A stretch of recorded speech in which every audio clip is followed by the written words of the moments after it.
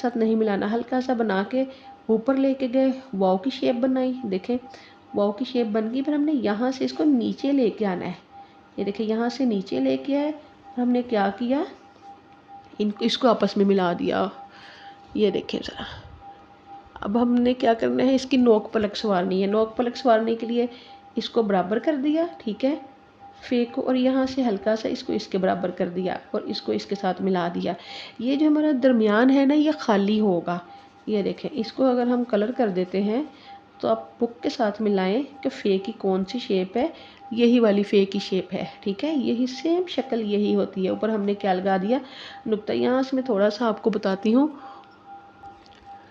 ये देखें, मैं यहाँ से आपको बताती हूँ कि पूरी फ़े में हम कलर कर लेते हैं, ठीक है। तो इसकी क्या जो है ना, इसकी आपको इसकी शक्ल लगती है, ठीक है, इसकी शेप आपको क्या